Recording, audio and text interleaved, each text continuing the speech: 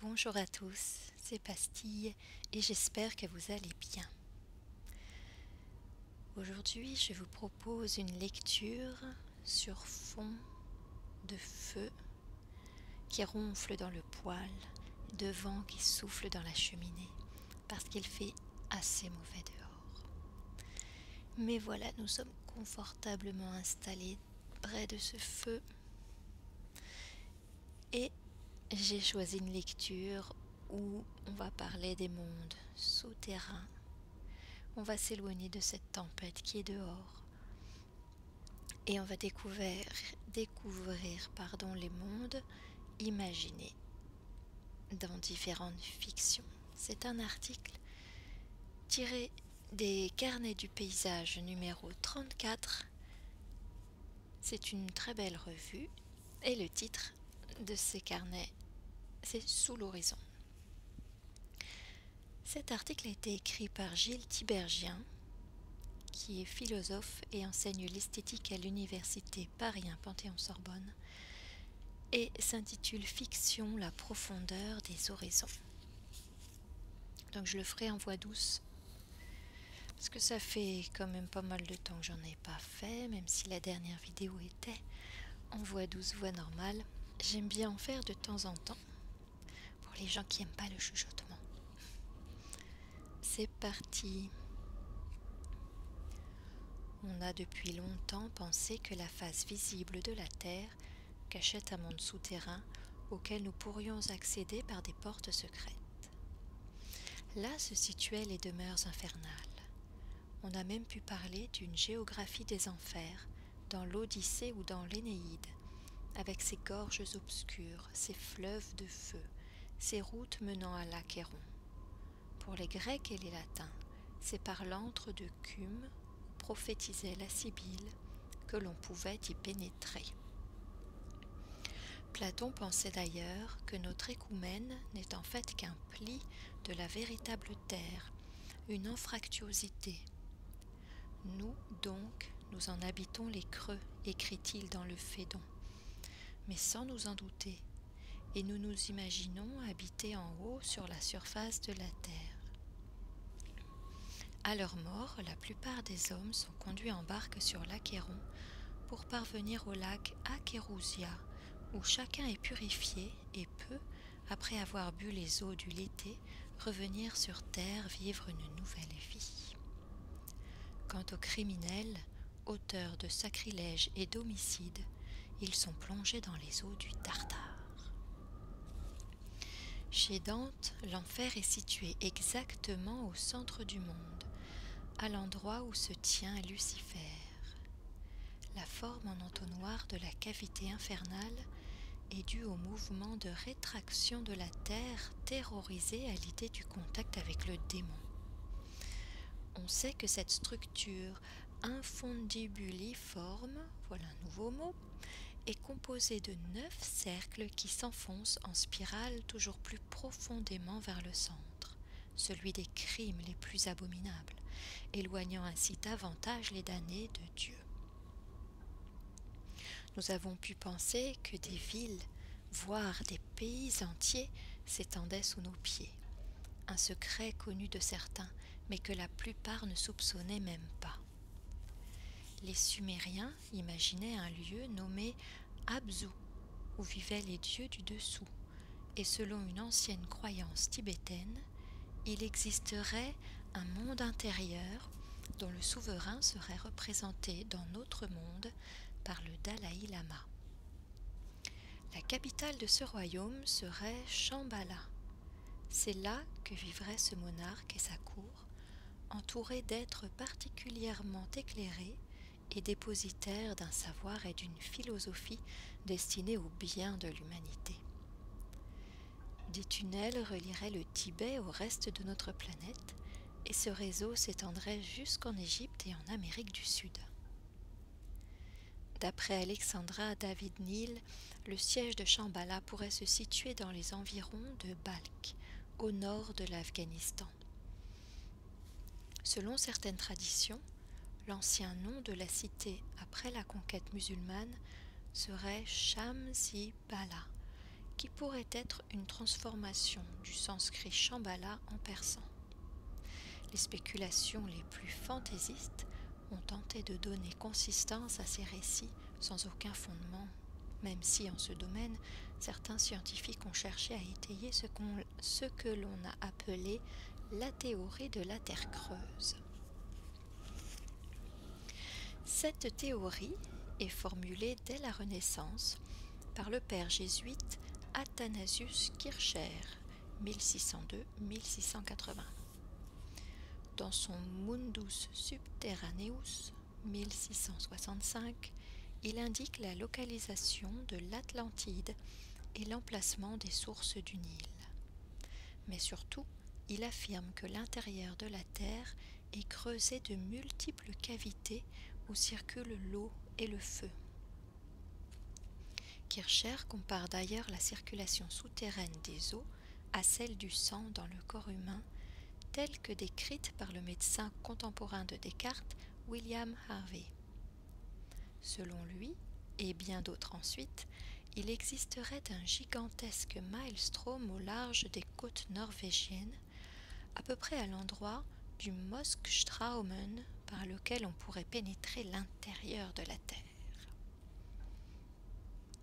Ainsi, l'homme qui a donné son nom à une comète en 1682 pour avoir compris la périodicité de sa trajectoire, Edmund Halley, s'était rendu compte, en observant le champ magnétique terrestre, que sa direction variait légèrement au cours du temps. D'où l'hypothèse selon laquelle il y aurait non pas un seul, mais plusieurs champs magnétiques. Dès lors, pour comprendre ces variations, on devrait supposer l'existence de 4 sphères concentriques ayant chacune des propriétés spécifiques. Les aurores boréales inclineraient à penser que l'on peut trouver une atmosphère lumineuse sous la Terre et que ces mondes intérieurs seraient probablement habités. D'autres théories militent en faveur de tels mondes souterrains. Nombreuses en tout cas seront les fictions mettant en scène de telles possibilités, décrivant des paysages souterrains qu'admirent les intrépides explorateurs durant leur périple vers le centre de la Terre, quels que soient les motifs qui les y ont conduits. Henri Michaud, lui, avait imaginé un problème de surpopulation. Non, je l'ai déjà dit ailleurs, cette terre est rincée de son exotisme. Si dans 100 ans nous n'avons pas obtenu d'être en relation avec une autre planète, mais nous y arriverons, l'humanité est perdue. Ou alors l'intérieur de la Terre ? Henri Michaud, Équateur, 1929. Le XIXe siècle a donné un prolongement romanesque à ces spéculations mettant en scène des expéditions dans les profondeurs. Mais déjà au siècle précédent, un auteur, resté anonyme à ce jour, avait imaginé le passage du pôle arctique au pôle antarctique par le centre du monde, anticipant le célèbre roman de Jules Verne. On y apprend comment, à l'approche du Groenland, le vaisseau où se trouvent l'auteur et ses compagnons est aspiré par un tourbillon sous l'Antarctique, où apparaît une gigantesque et merveilleuse île flottante sur laquelle s'élève une montagne pyramidale de glace qui semble taillée à facettes. Après un long périple, au milieu d'un paysage fantastique, nos héros ressortiront au cap de Bonne-Espérance. À peu près à la même époque, en 1741, le Danois Holberg décrit le voyage de Nicolas Clémius dans le monde souterrain, ouvrage aussitôt traduit en une dizaine de langues. Le titre complet du livre de Ludwig Holberg est Le voyage de Nicolas Clémius dans le monde souterrain, contenant une nouvelle théorie de la Terre et l'histoire d'une 5e monarchie inconnue jusqu'à présent. Mais c'est bien sûr le voyage au centre de la Terre de Jules Verne qui, à l'époque de sa publication en 1864, rencontre des lecteurs que tout dispose dans ce siècle d'inventeurs à imaginer une telle fiction au moment même où la science donne aux visions du romantisme un prolongement réaliste inattendu. Ainsi, tout un courant de pensée en Allemagne, auquel appartient Goethe, s'intéresse aux minéraux et aux fossiles que la géologie découvre alors, entraînant nombre de théories expliquant la formation de la Terre, dont le neptunisme de Werner est la plus connue. C'est une théorie défendue par Abraham Gottlob Werner, 1750-1817, qui explique que la Terre, jadis, était recouverte d'eau et que le retrait des océans expliquerait la présence de sédiments marins. E.T.A. Hoffmann écrit Les mines de Falun en ayant présent à l'esprit ces spéculations, tout comme Ludwig Tieck avant lui lorsqu'il composait le Runenberg en 1802. Henri Dofterdingen de Novalis est également imprégné de ces théories, et l'on sait que son auteur n'était pas seulement le poète éthéré du romantisme, comme a raison de le souligner Olivier Schaeffer, mais qu'il avait une formation de géologue et avait activement participé à l'inspection des salines de Thurenberg, Kösen et Hartern dirigées par son père. Au 5e chapitre du roman, Henri rencontre un mineur qui, dit-il, avait eu pour maître Werner lui-même, supposé mort, ce qui en réalité n'était pas le cas à l'époque, avec lequel il va explorer une grotte où il rencontre un ermite, un noble désormais retiré du monde. Un dialogue s'engage alors entre cet homme qui fait figure de sage et les autres membres du groupe. Parlant au mineur, l'ermite lui déclare « Vous êtes un peu les astrologues à l'envers ». Et pour expliciter cette image, il ajoute « Alors que ceux-ci gardent les yeux fixés au ciel et en explorent les espaces infinis, vous tournez vos regards vers la terre et en sondez la structure. » D'où l'opposition entre cette discipline capable de lire dans le ciel, comme dans le livre de l'avenir, et la géologie pour laquelle les figures de la Terre révèlent les origines du monde. Le vieux mineur décrit alors ses voyages spéléologiques avec une fantaisie et un luxe de détails qui suggèrent la prodigalité de la Terre et ses énormes réserves laissées à la disposition des siècles futurs.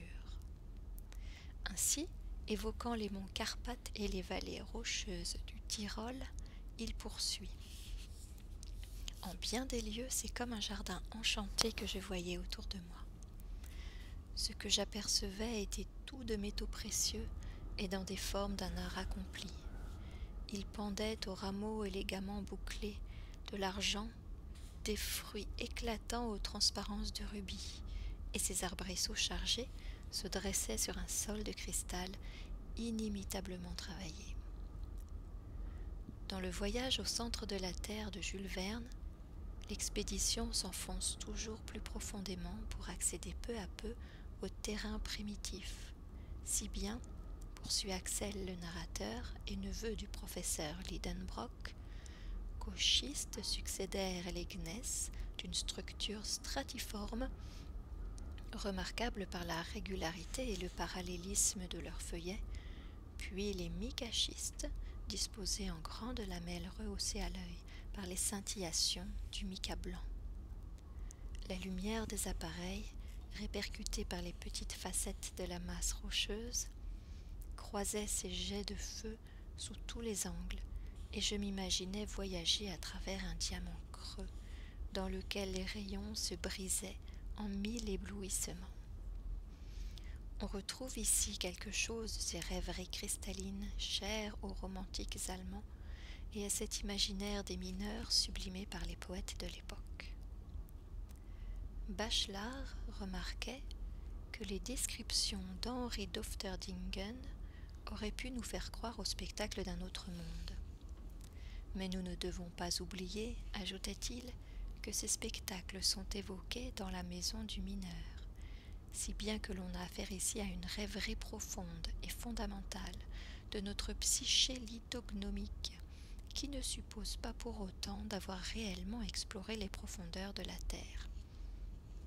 D'ailleurs, c'est une rêverie du même genre que l'on retrouve dans le conte fantastique de George Sand, Laura, Voyage dans le cristal, où l'auteur imagine que notre petit globe est une grosse géode dont notre écorce terrestre est la gangue et dont l'intérieur est tapissé de cristallisations admirables. Ainsi fait-elle alors l'hypothèse qu'il existe certainement une vaste partie de la surface encore inconnue à l'homme, où quelques déchirures lui permettraient de descendre jusqu'à la région des gemmes et de contempler à ciel ouvert les merveilles vues en rêve.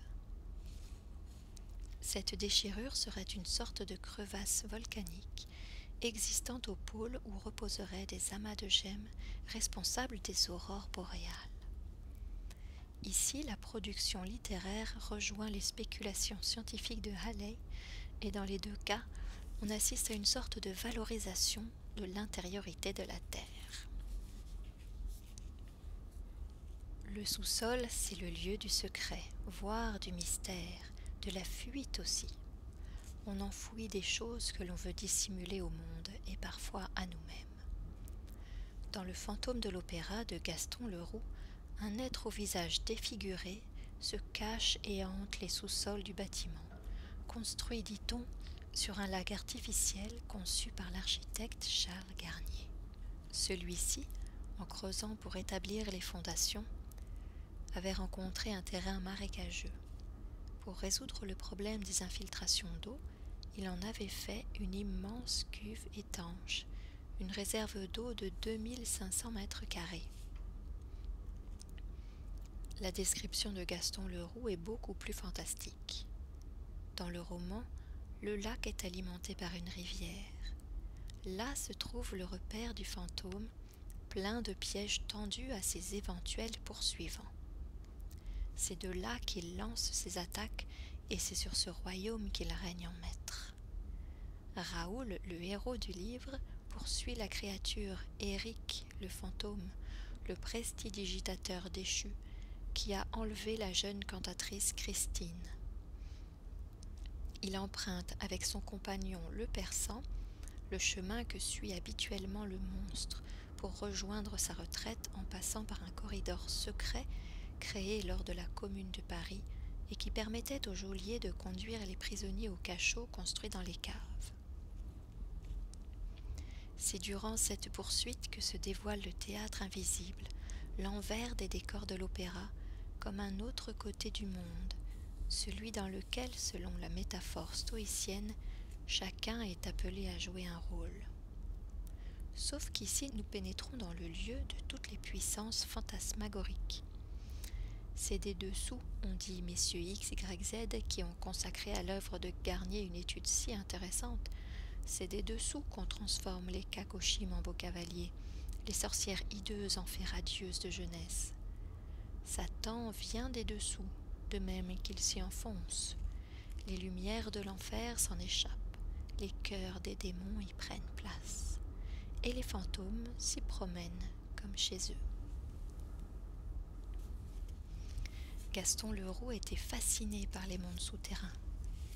Dans la double vie de Théophraste Longuet, le héros éponyme, un petit bourgeois se dédouble avec le fameux cartouche dont il est par moments possédé. La dernière partie du roman se passe dans les catacombes. Accompagné d'un commissaire de police, le héros s'enfonce progressivement sous terre.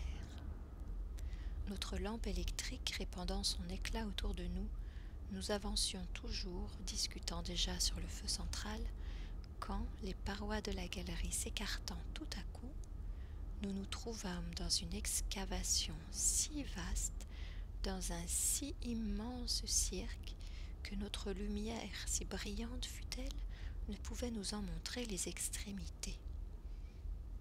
Enfin, quelle ne fut pas notre joie et aussi notre stupéfaction quand, ayant regardé à nos pieds, nous nous aperçûmes que nous étions sur la berge, fleurés d'un épais tapis de mousse, d'un lac aux eaux d'une transparence cristalline, dans laquelle nous voyions s'ébattre des poissons merveilleux, aux écailles incolores, sans yeux, nullement sauvages, et que nous eûmes pu saisir, nous semblait-il, en nous penchant un peu avec la main. Enfin, nageant sur les eaux enchantées de ce lac, une troupe de canards, une troupe de 15 canards. Allant plus avant, ils découvrent ensuite un peuple dépourvu d'yeux, aveugle comme des taupes, qui vit là depuis des siècles. Le premier habitant rencontré est une jeune femme nue qu'ils aperçoivent de dos en train de se baigner. Au moment où elle se tourne vers eux, ils découvrent son visage où il n'y avait rien à la place des yeux. Ses oreilles sont des sortes de cornets et le nez un joli petit groin rose. Ce sont des représentants de la nation Talpa, une dizaine de milliers de personnes vivant dans les catacombes depuis le XIVe siècle, qui ont perdu le sens de la vue et se nourrissent de rats.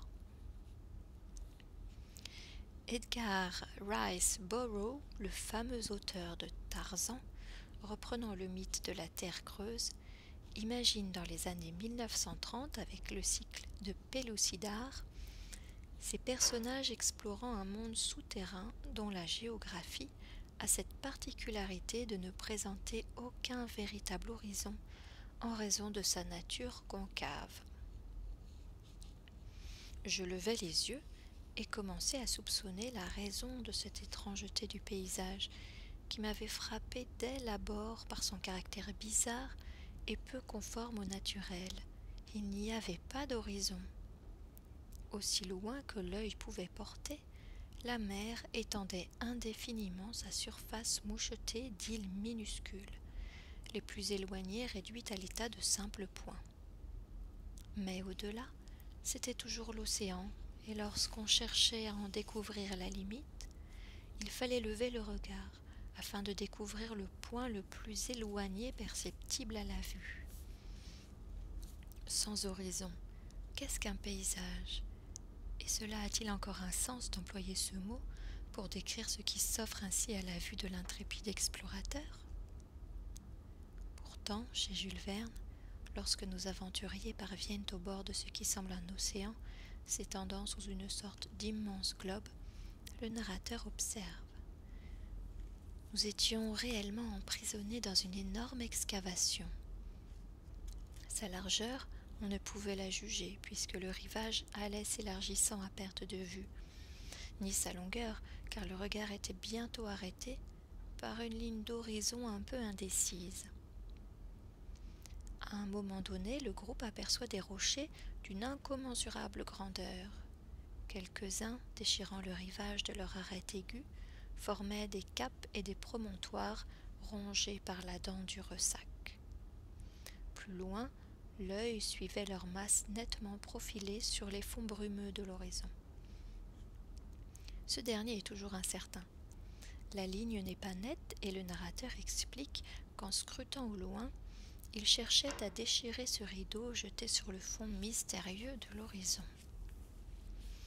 Qu'il vacille, qu'il soit sans netteté, indécidable, ne signifie pas pour autant que nous n'avons pas affaire à un paysage.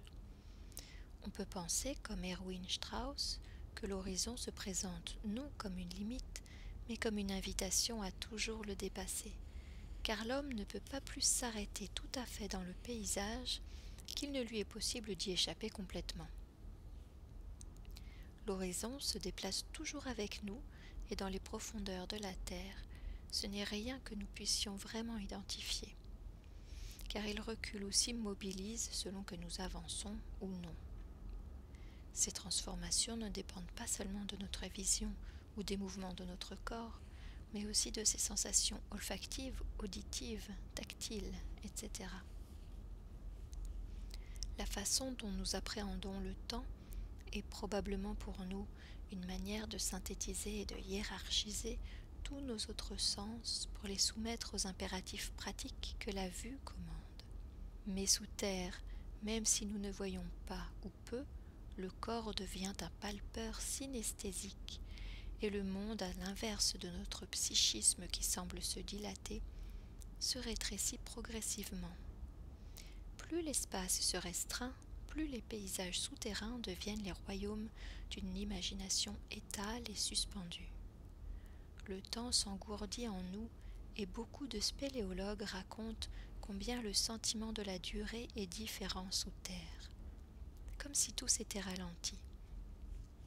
Alors, pour se souvenir que le réel nous résiste et qu'il est fait d'arêtes dures et parfois tranchantes, et non d'une matière diluée, comme la perte de nos repères ordinaires pourrait nous incliner à le croire, rien de plus évocateur que le cristal. On comprend qu'il ait fasciné les explorateurs imaginaires des profondeurs dans les romans que nous avons évoqués, mais il apparaît aussi comme une étoile rappelant le ciel que nous avons quitté dans le monde du dessus. Et voilà, c'est la fin. J'espère que cette lecture vous a plu, que le son du feu vous a relaxé. Je vous dis à très bientôt pour une prochaine vidéo et en attendant, portez-vous bien.